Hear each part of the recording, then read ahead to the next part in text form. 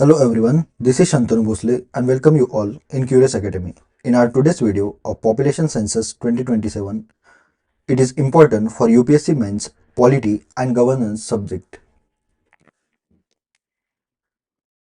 The most awaited Population Census 2027 in the vast and diverse land of India.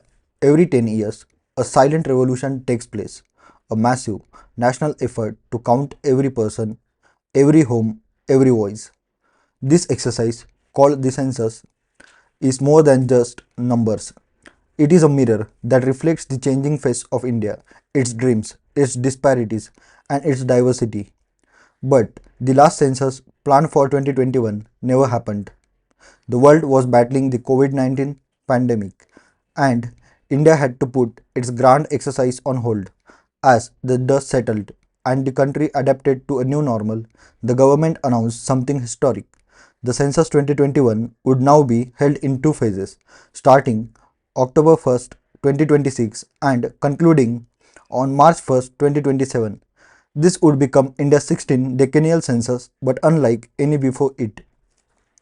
Key features. For the first time ever, India's census will go digital. Enumerators will carry mobile tablets, use web applications, and upload data in real time.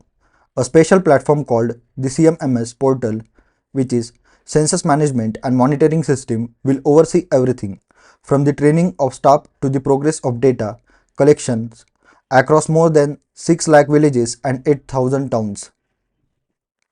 Citizens, too, will have a role like never before. With the self enumeration option, households can log in online and update their information under the National Population Register (NPR) without waiting for anyone to knock at their door. The two phases. The journey begins with the first phase, known as the house listing and housing schedule, from April 1st to September 2026. In this phase, the focus is on India's homes, what kind of roof they have, whether they have access to clean drinking water, electricity, toilets, and even internet. It paints a picture of the country's living standards, one home at a time. Then comes the second phase, the heart of the census. From February 27 to March 1st, 2027, the population enumeration. This is when every person is counted across cities and villages, mountains and islands. Data will be collected on an age, gender, religion, education, occupation, language, and disability. But this time, there's a groundbreaking addition. Caste enumeration. For the first time since 1931, the census will include caste enumeration beyond SCs and STs. It's a moment of immense historical significance. The government plans to use a drop-down caste directory within the digital app to prevent app duplication and ensure consistency in entries. The data could become a vital tool for reshaping social justice policies and welfare schemes. Authority. Behind this grand effort is the Office of Registrar General and Census Commissioner under the Ministry of Home Affairs. The exercise is governed by the Census Act 1948 and the Census Rules 1990, rules that uphold the integrity and confidentiality of this vast mission. It's not just the census, more than just numbers. The population census 2027 isn't just about counting people, it's about understanding India, where it lives, how it lives, and what it needs. From drawing electoral boundaries to determining the share of welfare funds, from planning schools and hospitals to shaping economic policies, the data collected in these few weeks will guide India's decisions for the next decade. And this time, with technology in hand and history in its sights, India is not just counting people, it's telling the story of a billion dreams, digitally, inclusively, and transparently. Historical overview of the census in India. The story of census in India from Vedas to the digital age. The idea of counting people, of knowing how many we are, where we live, and how we contribute, has ancient roots in India. Long before the British arrived or modern technology existed, India was already counting itself. In the age of kings and empires, let's travel back nearly 3000 years to the time of the Rig Veda, 800 to 600 BCE. Ancient hymns from the sacred texts mention population counts, a sign that early societies were already thinking about the strength of their communities. Centuries later, during the Mauryan Empire, the brilliant strategist Kautilya or Chanakya wrote the Arthashastra 321 to 296 BCE. In it, he advocated the use of a systematic census, not just to count people, but to organize taxation, labor, and administration. It was a powerful tool of governance. Fast forward to the Mughal period, and you will find the N.A. Akbari 1595, a grand administrative document compiled under Emperor Akbar.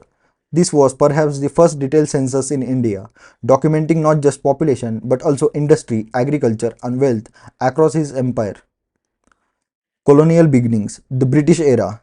The British too understood the power of numbers, especially when ruling a vast and complex land like India. In the early 1800s, they began local and experimental census. In 1800, the first British census effort began, though it was far from comprehensive. In 1824, India witnessed its first city census conducted in Allahabad. Just a few years later, James Prinsep carried out a census in Banaras in 1827 to 1828. Then, in 1830, Henry Walter conducted a more complete census in Decca, modern day Dhaka. These early efforts were stepping stones, fragmented but crucial. In 1871, a national reckoning, a major leap came in 1871 during the rule of Governor General Lord Mayo. This was the first structured empire-wide census attempt across British India. It laid the groundwork for a systematic approach to counting people across provinces. In 1881, the first modern census. A decade later, in 1881, India conducted its first synchronized and modern census, covering all of British India except Kashmir. It was coordinated, uniform, and methodical, marking the true beginning of the decennial census tradition that continues to this day.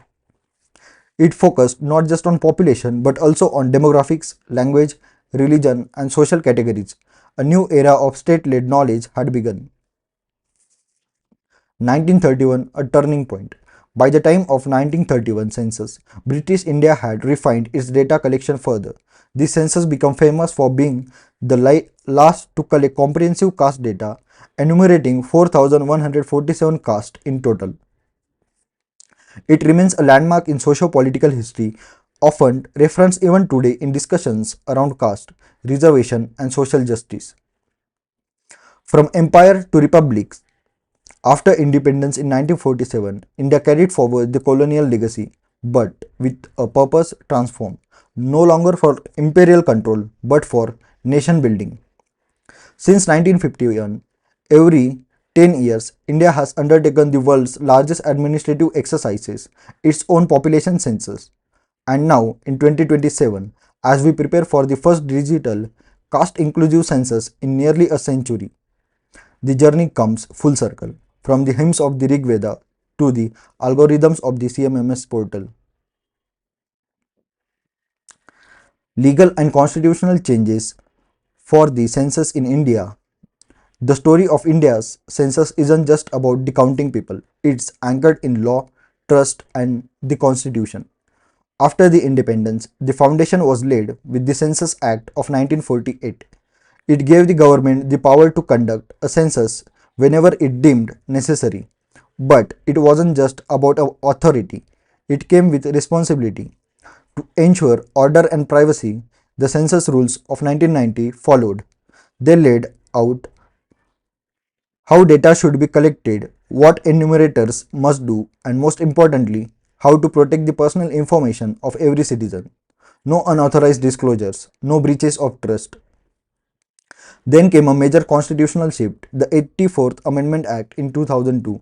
It froze the number of Lok Sabha seats based on the 1971 census, with the promise it would only be revised after the first census post 2026. That moment arrives with Census 2027. To guide this, the Delimitation Act 2002 was passed, ensuring that constituencies' boundaries would be redrawn based on updated population data, and now, for the first time since 1931, the government has decided to reintroduce caste enumeration in 2027, a historic return to a long past chapter in India's demographic story. In every step, law has shaped the census not just as an administrative task but as a constitutional commitment to representation, privacy, and inclusion. Significance of the population census. Why the census matters. A short story of numbers and nation building. Every 10 years, when India counts its people, it does much more than tally heads. The census becomes a map of the nation's needs, a silent guide shaping policy, governance, and justice. It starts with planning. The government uses census data to decide where to build schools, hospitals, roads, and how to bridge rural urban gaps. When the 1991 census revealed massive literacy divides, it sparked education reforms in rural India. Then comes representation. Thanks to the 84th Amendment, the number of seats in Parliament and state assemblies has been frozen based on the 1971 census. But after 2026, the 2027 census will unlock delimitation, helping redraw boundaries and implement 33% reservation for women. The census also breathes life into social justice.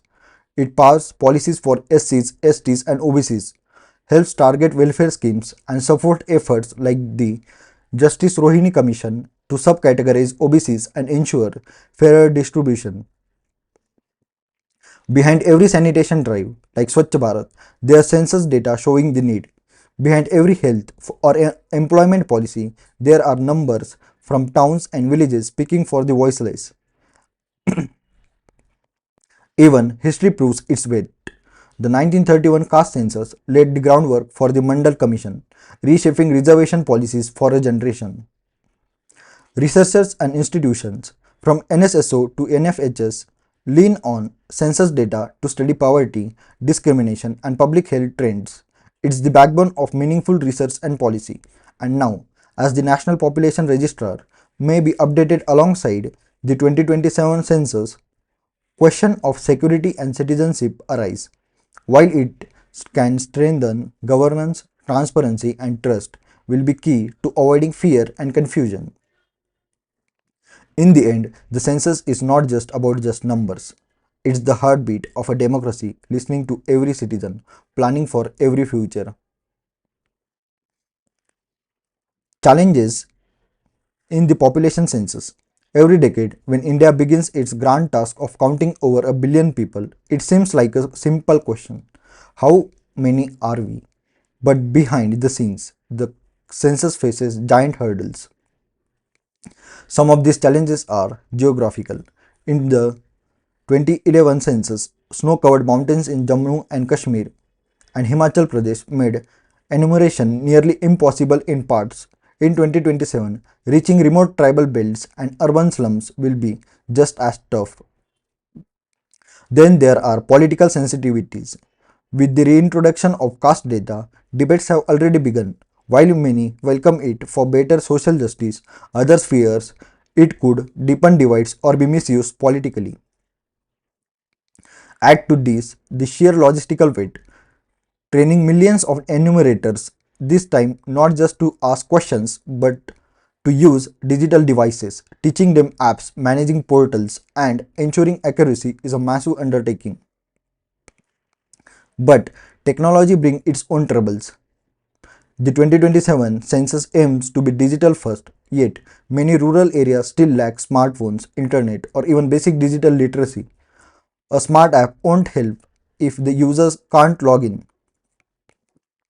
People trust is another challenge. Many citizens, especially from tribal or marginalized communities, fear their data might be misused, leading to reluctance or refusal to participate.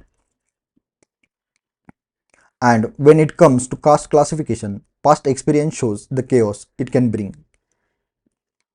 In the 2011 SCCC, unstandardized reporting created a mess. Over 46 lakh caste entries, many of them duplicated or misspellings. Lastly, there's the money and manpower. The census is one of the largest human operations on earth and it requires enormous funding. The 2021 census was delayed not just by COVID but by budgetary constraint too. So while the census is a pillar of democracy, counting a billion dreams is anything but easy.